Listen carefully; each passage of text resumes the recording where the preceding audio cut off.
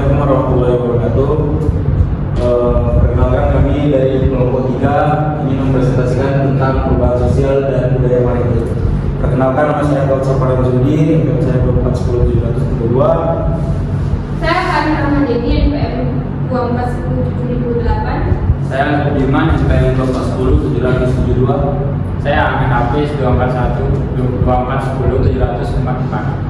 Saya Salim Desa Saputra, NPM 2410762. Saya Rudi Ginestian, NPM 2410718. Oke, di sini saya akan mendahului yaitu kemaritiman mencakup segala hal yang berkaitan dengan laut, di mana termasuk pemanfaatan sumber daya laut, kegiatan pelayaran dan perdagangan, serta aspek sosial, budaya, dan ekonomi yang terkait dengan kehidupan di laut dan wilayah pesisir.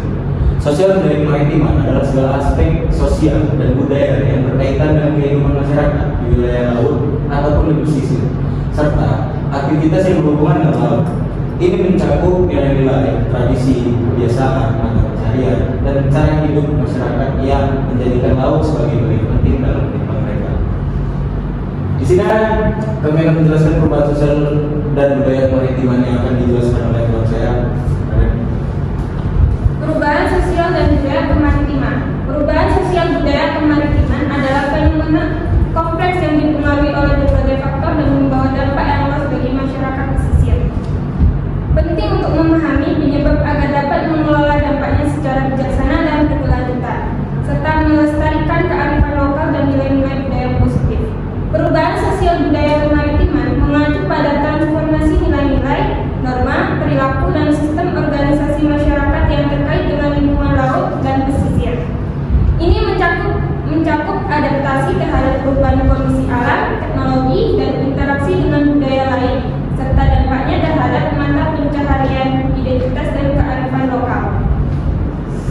Selanjutnya adalah bentuk perubahan sosial budaya kemaritiman yang akan dijelaskan oleh Agus. Ada bentuk perubahan sosial budaya kemaritiman, yaitu ada 6. Yang pertama, perubahan mata pencaharian.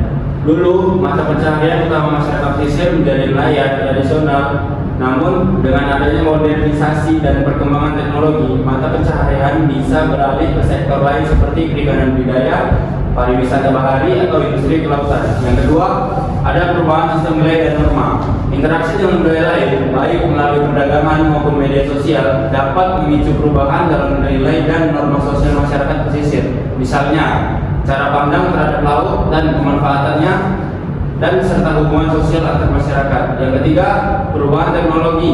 Kemajuan teknologi, khususnya dalam bidang perkapalan, alat tangkap ikan, dan komunikasi, memberikan dampak signifikan pada cara masyarakat pesisir berinteraksi dengan laut dan satu sama lain.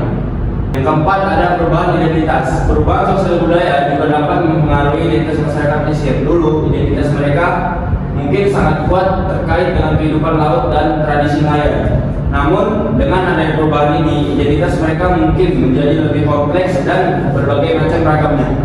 Yang kelima, ada perubahan kearifan lokal. Kearifan sumber daya laut juga dapat mengalami perubahan. Beberapa kearifan mungkin tetap lestari, sementara yang lain mungkin tergeser oleh pengetahuan modern lokal masyarakat pesisir, seperti pengetahuan tentang cuaca, navigasi, dan pengelolaan laut tersebut. Yang keenam, ada perubahan organisasi sosial. Sistem organisasi sosial di masyarakat pesisir juga bisa mengalami transformasi. Dulu mungkin ada sistem kekerabatan yang kuat dan pembagian kerja yang jelas. Namun dengan adanya perubahan organisasi sosial, kita bisa lebih kompleks dan beragam. Selanjutnya ada faktor-faktor pendorong perubahan yang mungkin akan dijelaskan oleh Hafiz. Baik, saya akan menjelaskan faktor-faktor pendorong perubahan, dan itu ada 4. 1. Perkembangan teknologi. Kemajuan teknologi perkapalan dan perikanan, setiap penggunaan kapal motor, sonar, dan jaring modern telah mengubah cara masyarakat berinteraksi dengan laut. Ini berdampak pada peningkatan hasil tangkapan, tetapi juga dapat menyebabkan eksploitasi berlebihan sumber daya laut dan perubahan dalam struktur sosial masyarakat nelayan. Dan yang kedua adalah globalisasi dan pasar. Globalisasi telah membuka akses pasar yang lebih luas bagi produk-produk perikanan dan kelautan. Hal ini mendorong perubahan dalam pola produksi dan konsumsi.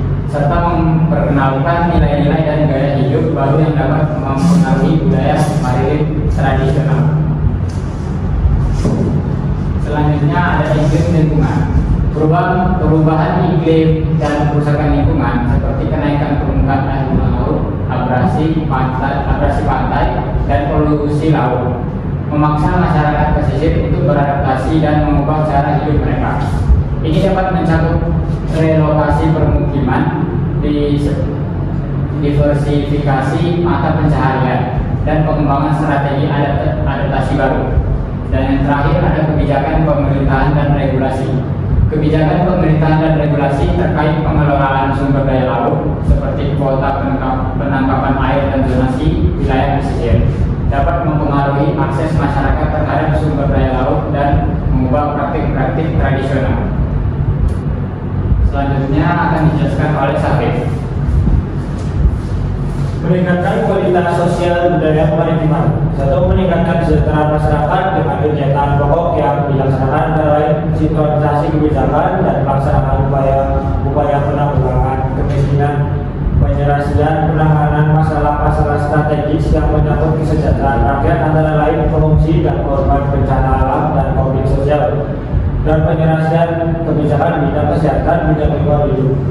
Yang kedua, meningkatkan jangkauan dan kualitas pelayanan sosial melalui penyusunan kebijakan nasional dan evaluasi sistem sosial bagi penyandang masalah kesejahteraan sosial atau PKS, peningkatan kualitas penyediaan sarana dan prasarana rehabilitas kesejahteraan sosial bagi PKS. Yang ketiga, meningkatkan kemampuan dalam mengelola keragaman budaya untuk menciptakan keserasian hubungan antar unit sosial dan antar budaya dalam rangka menurunkan ketegangan dan ancaman konflik sekaligus memperkuat NKRI yang dilakukan melalui kegiatan pokok antara lain pelaksanaan dialog antar budaya yang terbuka dan demokratis, pengembangan pendidikan multikultural untuk meningkatkan toleransi dalam masyarakat. Yang terakhir, mengembangkan nilai-nilai budaya yang bertujuan untuk memperkuat jati diri bangsa atau identitas nasional dan memantapkan budaya nasional yang diharapkan dapat memperkokoh ketahanan budaya nasional sehingga mampu menangkap penetrasi budaya asing yang bernilai negatif. Nah, baik, kesimpulan yang akan dibacakan oleh Arif. Baiklah, kesimpulan yang kami dapat dari sini, sosial budaya kemaritiman menggambarkan hubungan erat antara masyarakat dan laut dalam aspek sosial dan budaya. Ini menunjukkan bahwa laut bukan sekadar sumber ekonomi, tetapi juga bagian penting dari identitas dan cara hidup masyarakat pesisir. Perubahan sosial dan budaya kemaritiman adalah proses kompleks yang dipengaruhi oleh berbagai faktor, terutama perkembangan teknologi, globalisasi, perubahan iklim, dan kebijakan pemerintah. Perubahan ini berdampak pada berbagai aspek kehidupan masyarakat pesisir, mulai dari mata pencarian hingga nilai-nilai dan norma budaya. Baiklah, saya akan kembali kepada moderator, para orang. Silakan. Mungkin itu saja yang bisa kami jelaskan. Kurang lebihnya mohon maaf. Mungkin ada yang mungkin materi kami yang kurang, kami minta maaf. Sekali lagi, wassalamualaikum warahmatullahi wabarakatuh.